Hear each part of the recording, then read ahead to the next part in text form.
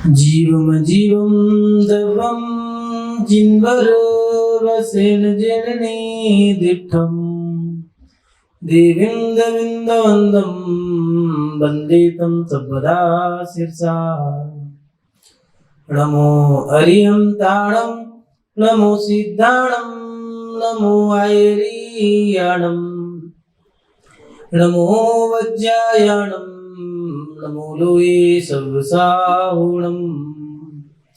जय बोलिए अंतिम तीर्थंकर विनायक श्री महावीर भगवान की जय। परम पूज्य आचार्य भगवंत अभिक्षम ज्ञान उपयोगी श्री वसुनंदी जी मुनिराज की जय। अहिंसा में विश्व धर्म की जय। परम पुरुष श्रमण मुनि श्री सदानंद मुनिराज की जय।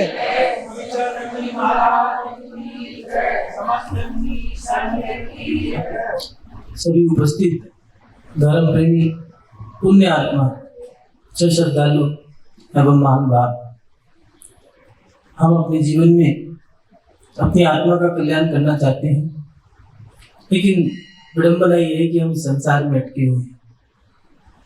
इस संसार से पार होने के लिए प्रत्येक व्यक्ति प्रयास करता है। प्रत्येक व्यक्ति एक ही चाह रखता है, मैं संसार को छोड़ दूं। इस संसार में सुख नहीं है। हर व्यक्ति जानता है संसार हमें दुख देता है, चाहे वो स्त्री हो चाहे वो पुरुष हो, बच्चा हो चाहे वृद्ध हो, चाहे अमीर हो चाहे गरीब हो, प्रत्येक व्यक्ति संसार में दुखी है। पैसा ज्यादा है तो भी दुखी है, पैसा कम है तो भी दुखी। हम जवान हैं तो दुखी हैं, हम वृद्ध हो गए तब भी दुखी हर व्यक्ति है। और प्रत्येक व्यक्ति की एक ही चाह है कि कैसे भी करके इस संसार को मैं छोड़ दूं और इस संसार को त्याग करके, इस संसार को छोड़ करके मैं ऐसी जगह चला जाऊं दोबारा इस संसार में जिससे आना ना पड़े।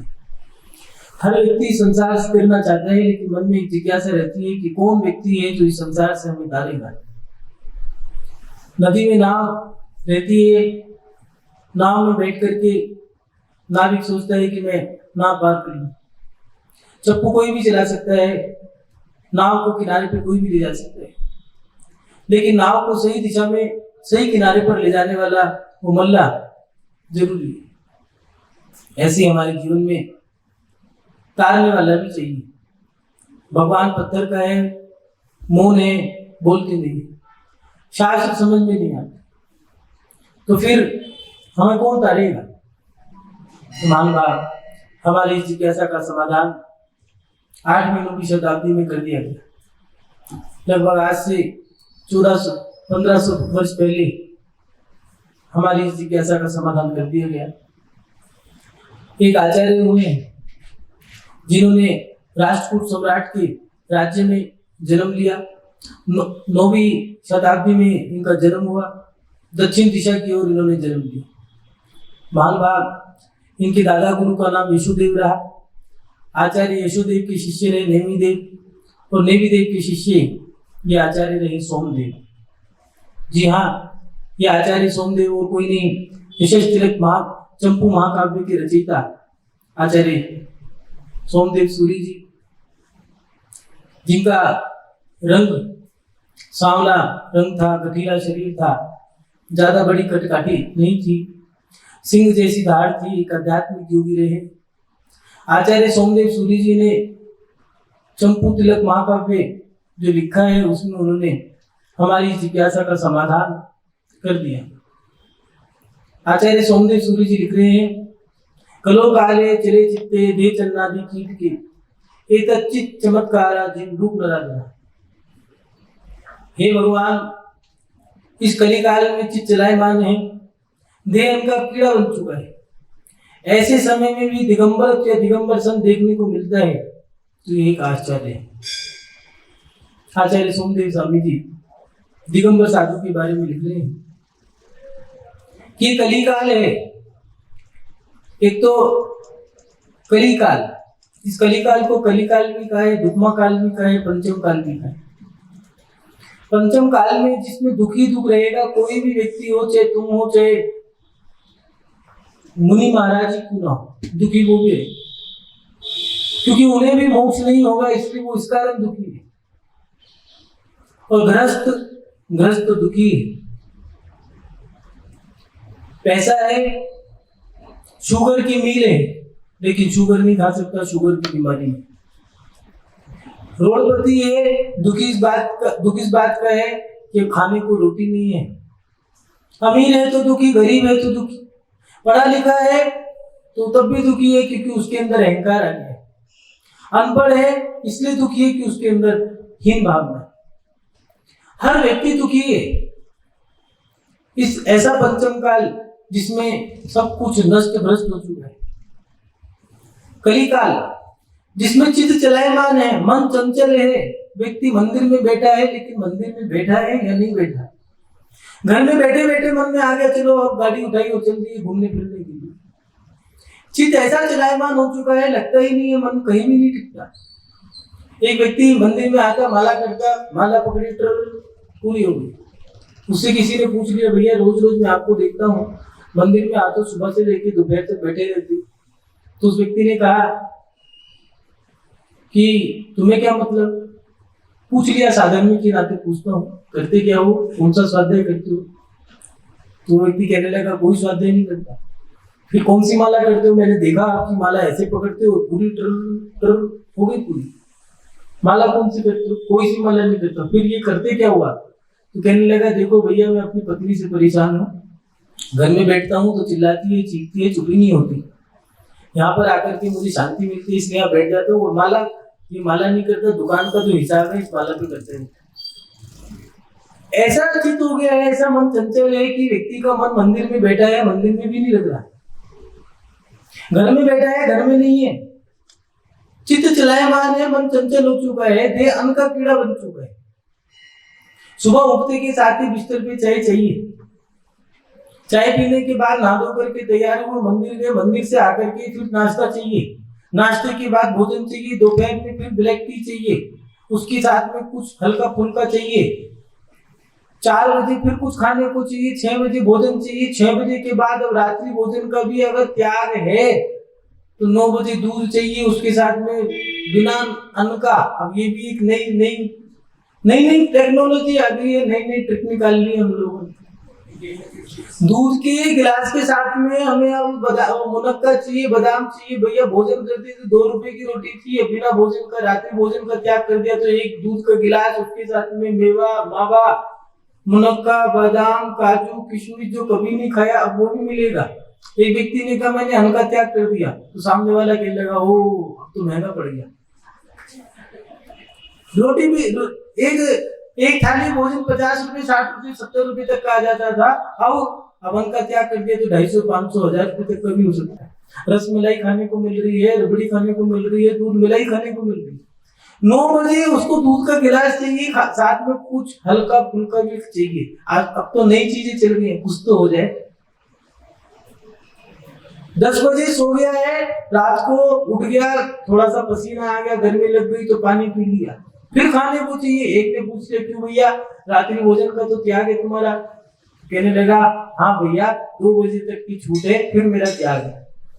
ये कौन सा त्याग है भैया, हमें तो समझ नहीं आता।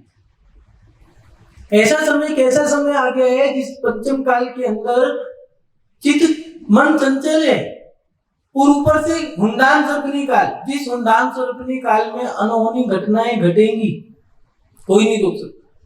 चौथे काल में भी घटी। तीर्थंकरों की कभी पुत्री नहीं होती, तीर्थंकर अविवाहित नहीं होते, किसी तीर्थंकरों पे कभी उपसर्ग नहीं हुआ, लेकिन हुंडान सर्पनी काल के कारण ये हुआ।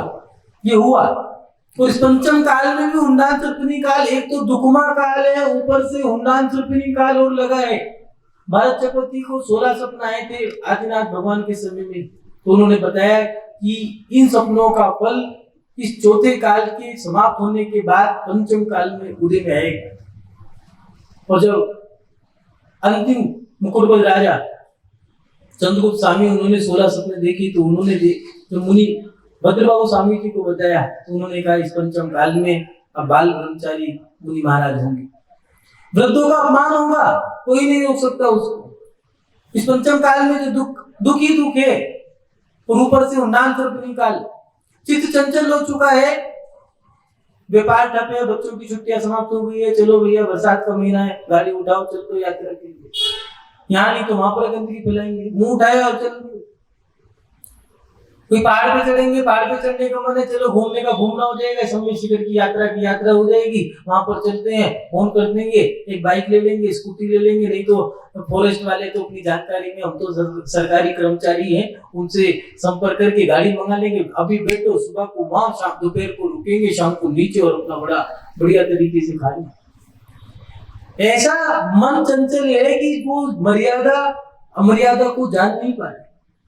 चित्त चलायमान हो चुका है, देह उनका कीड़ा बन चुका है, मर्यादाएं सारी नष्ट भ्रष्ट हो चुकी हैं, स्त्री ऐड की वस्तु बनती रह गई।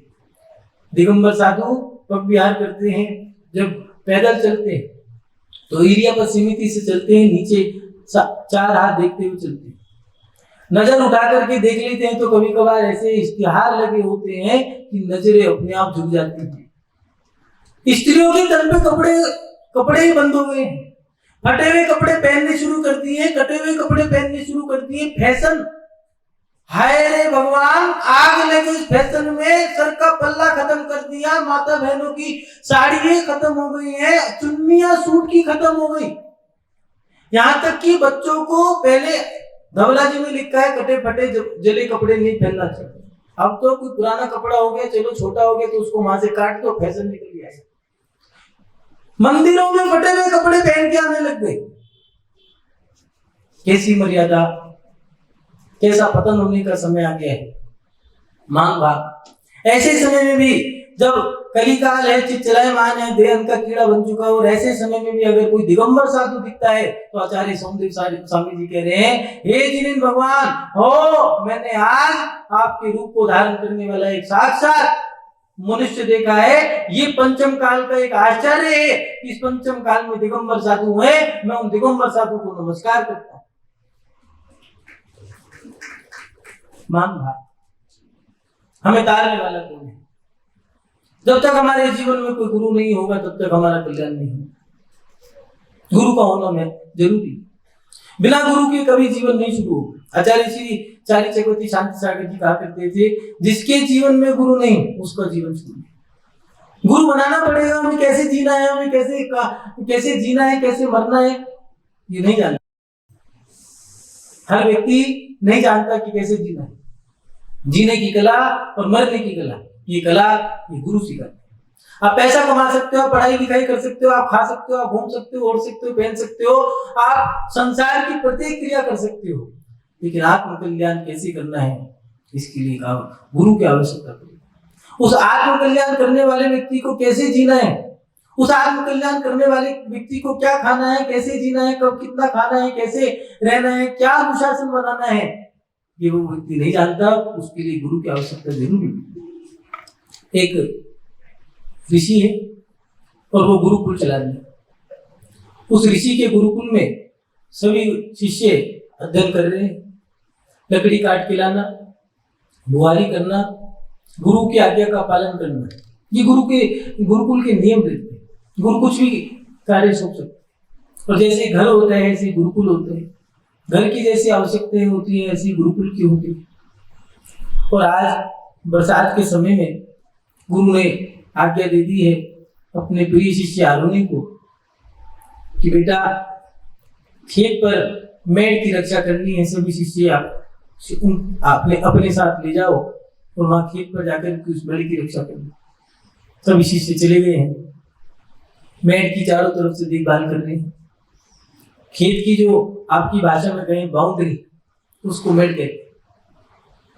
बारिश तेज थी, पानी का बहाव था, आरोनी खेत की मेड़ को ठीक कर रहा था, लेकिन पानी जैसे जैसे बहाव तेज होता जा रहा था मेड़ गिरती जा रही थी।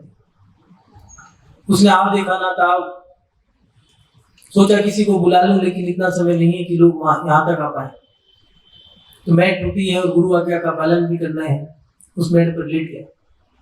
सभी शिष्य चले गए, खेत सुरक्षित है। तो गुरु ने सबको बहुत बहुत आशीर्वाद दिया। जब सब पहुंच गए, आशीर्वाद ले लिया, भोजन करने लगे तो एक थाली खाली थी। वो प्रिय शिष्य आरोनी नहीं मिला। सभी लोग गुरु के साथ वहां पहुंचे और आवाज लगाई, आरोनी कहाँ हो? तो भी धीमी स्वर से आवाज आई, कि गुरु जी यहाँ पर बात को समझने में देर नहीं लगी। सभी शिष्य वहां पहुंचे और उनको उठाया, मैट को ठीक करा और पूछा तुमने ऐसा क्यों किया। कहने लगा बस मेरे को तो एक ही विचार आया था कि आपकी आज्ञा का पालन करना है। मैं टूट गई और उसको बचाने के लिए मैं किसी को बुलाता, इतना समय नहीं था, मैं तो स्वयं वहां पर लेट गया।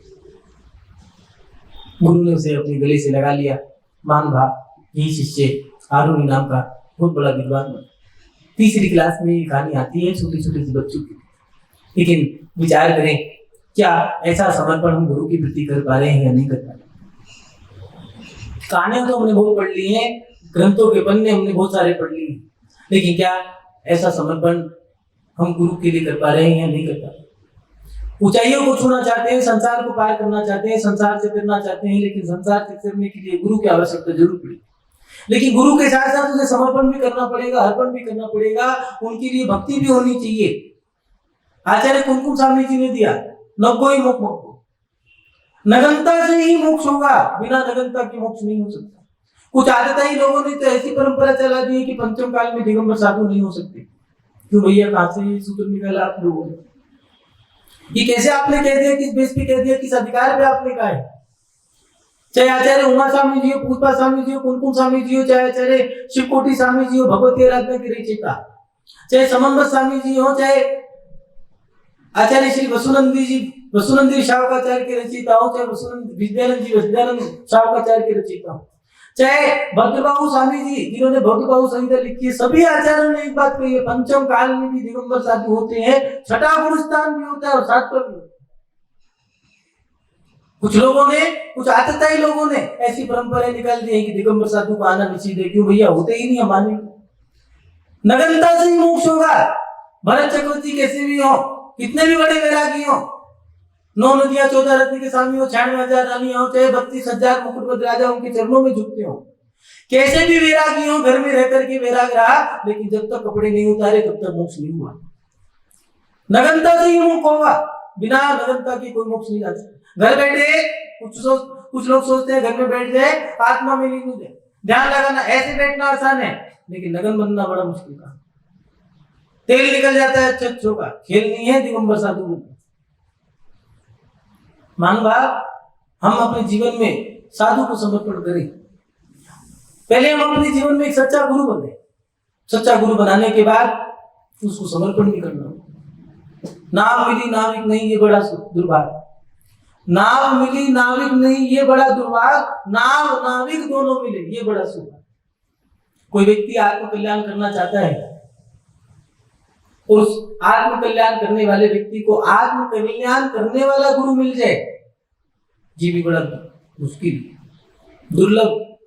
12 भावनाओं में जो दुर्लभ भावना है, उस भावना में दिया है कि दिगंबर साधु मिलना दुर्लभ, सुसंगति प्राप्त करना दुर्लभ, मुनिवर के पालन करना ये सब दुर्लभ है।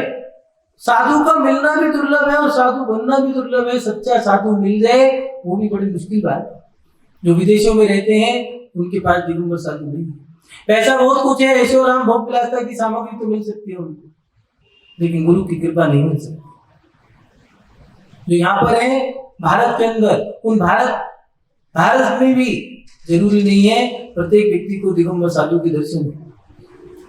केरला, आंध्रा, गोवा, तेलंगाना ऐसे ऐसे प्रांत हैं जहाँ पर दिगंबर साधु नहीं जाते। बहुत ही कम जगह है जहाँ पर साधु जाकर के भ्रमण करके अपनी साधना करता है। उन दिगंबर साधु की साधना से कुछ लोग ऐसे हैं जो अपनी आराधना कर ले। मान बात, हमारे जीवन में हमें अगर अपने आत्मा का कल्याण करना है तो ये गुरु की भी आवश्यकता है। लेकिन गुरु के प्रति विचार करें, क्या हमारा वैसा समर्पण बन पा रहा है या नहीं बन पा रहा है? क्या उनके प्रति हम भक्ति, श्रद्धा, समर्पण के साथ अपना जीवन सर्वस्व को न्यौछावर कर पा रहे हैं या नहीं कर पा रहे? एक घटना घटी थी, चौथे काल की घटना है। नगर से पहले चौथे काल में तो ये परंपरा थी कि जंगल से नगर की ओर मुनि मारा जाया करती थी। आज पंचम काल में ये व्यवस्था धीरे धीरे कम होती जा रही है।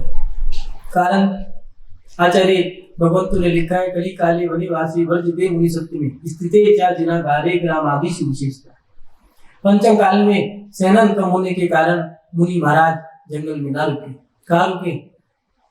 छोटे छोटे नगर गांव अतिशय क्षेत्र सिद्ध क्षेत्र, अगर वहां भी समाज नहीं मिलती है तो फिर गांव कस्बों में रुक करके अपना जीवन जिए, क्योंकि वहां पर मंद कषाई लोग मिलेंगे और उन मंद कषाई लोगों के बीच में रहकर के अपना जीवन जी सकते। चौथे काल में जंगल से मुनि महाराज आ रहे थे और नगर में ढिंडोरा पड़ गया कि सावधान मुनिराज आहार के लिए आ रहे। ये मुद्रा मुनि महाराज की आहार की। तो जब देख लिया तो सभी लोग मुनि महाराज को पड़घाने के लिए खड़े हुए और एक सेठ जी के यहाँ पड़घान हो चुका है। सेठानी ने पड़घान किया, मुनि महाराज आहार करना शुरू करते हैं और इधर जो नगर के जो विशिष्ट वरिष्ठ लोग हैं वो सेठ जी की दुकान पे जाके कहते हैं, सेठ जी शर्म तो आनी चाहिए, 3 लोगों की नाक की मुद्रा को धारण करने वाले साक्षात दिगंबर साधु तुम्हारे घर चल करके आए हैं और तुम दुकान पे व्यापार कर दो। बहुत सारे लोग ऐसा नहीं, चौथे काल की घटना हो, पंचम काल में भी ऐसा होता है।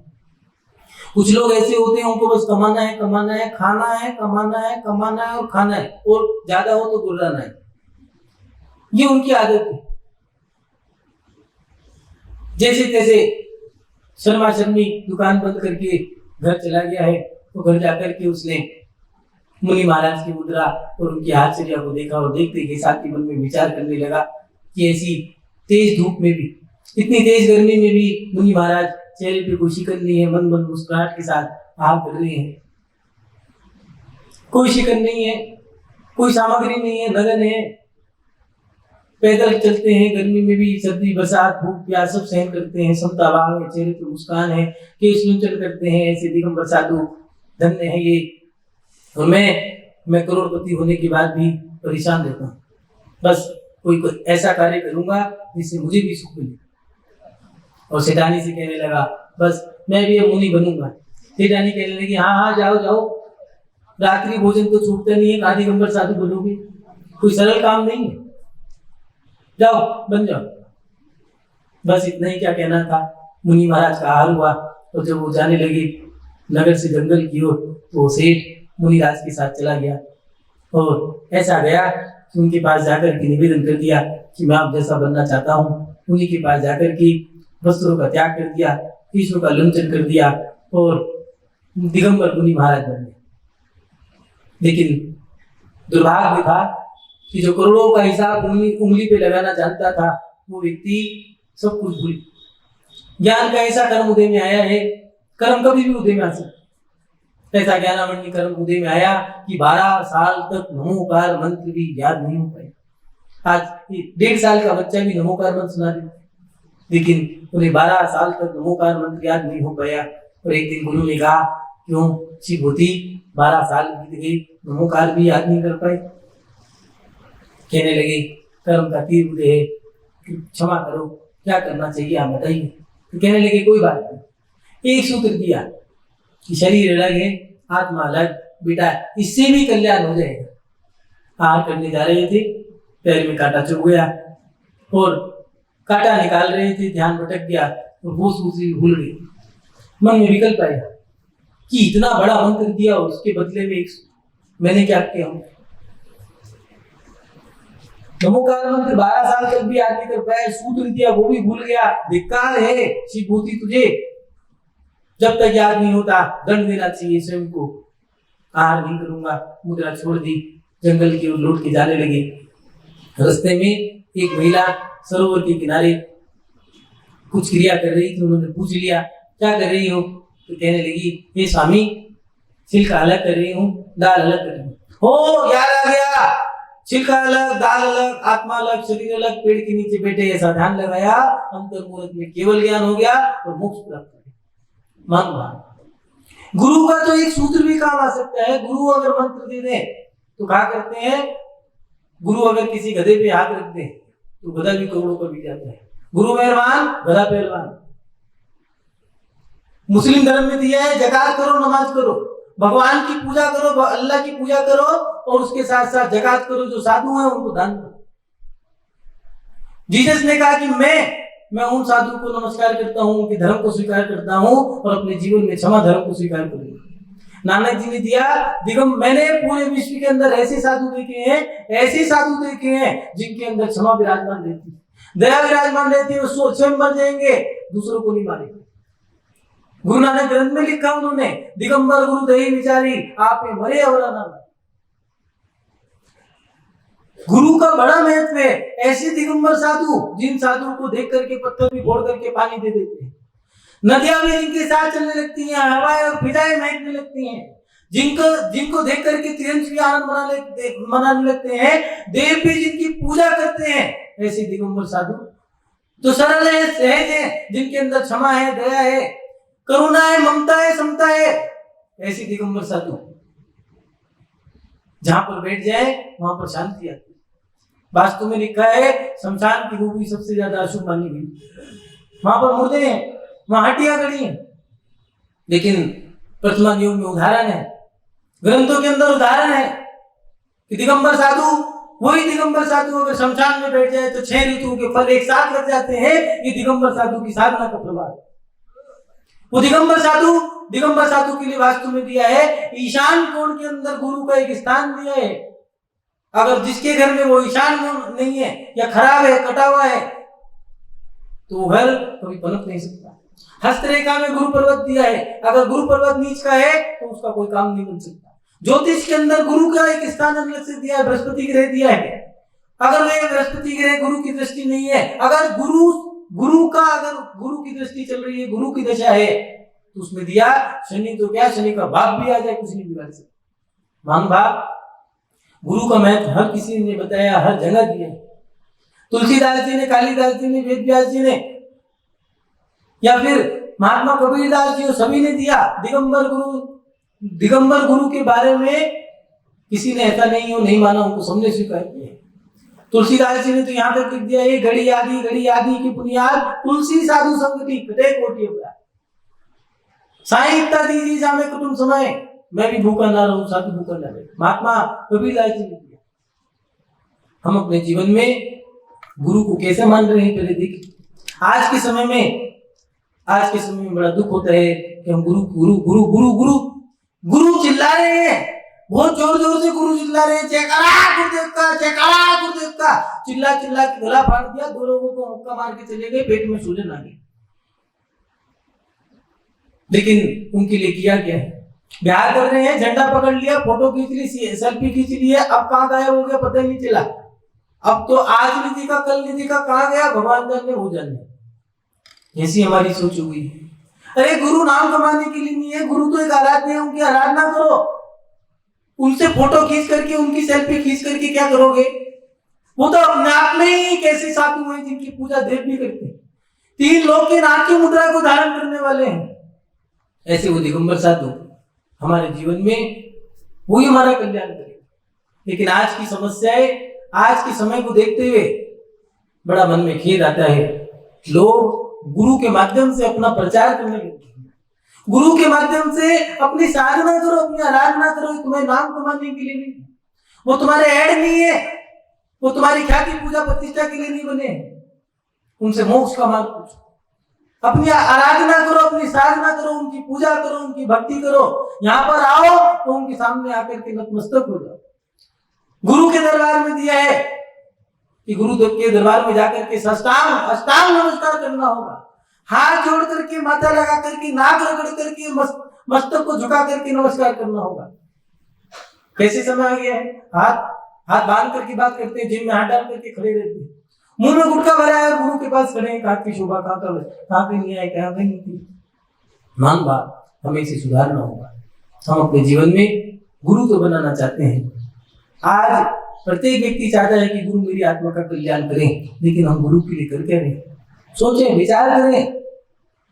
आज आदमी अंडमान निकोबार की यात्रा करना चाहता है, Mauritius, Malaysia, Australia, England, New Zealand, Thailand, China, Japan, यहाँ तक घूम आया, लेकिन गुरु के साथ बिहार कराने के लिए, उनकी यात्रा कराने का समय नहीं। हमने बड़े बड़े किले बना दिए हैं, बड़े से बड़ा मकान बना दिया है, दान के लिए गौशाला, रेलवे स्टेशन, पता नहीं कहाँ दान। गुरु की यात्रा करा दें तो उनके भी दान होगा। गुरु का बिहार करा दें होटलों में जाकर के, हम रेस्टोरेंट में जाकर के भोजन कर लेते हैं, किट्टी पार्टियां मना लेते हैं, लेकिन मन में ये नहीं आता कि चलो आज वर्षगांठ या जन्मदिन के दिन आज गुरु के लिए कुछ हम कर दें। मंदिर में जो संत निवास में पाटा रखा है वो टूट गया है, जीन जीन हो गया है, चलो दूसरा बना के रख देते हैं, हो जाएगा हमारा। दान का दान हो गया, महोत्सव का महोत्सव हो गया, लेकिन हमारे मन में ये विचार नहीं आया।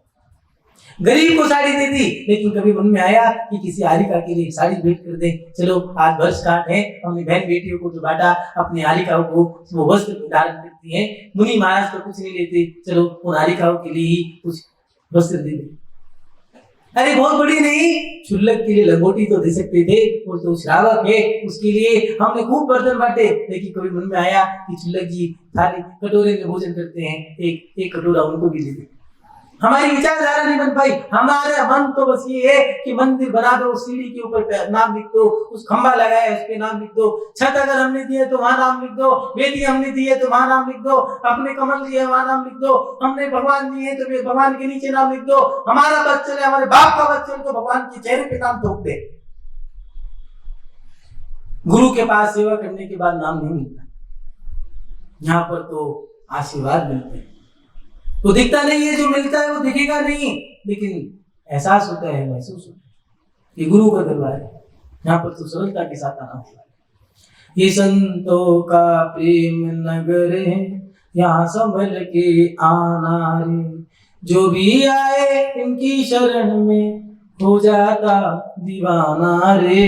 ये संतों का प्रेम नगर है, यहाँ संभल के आना रे।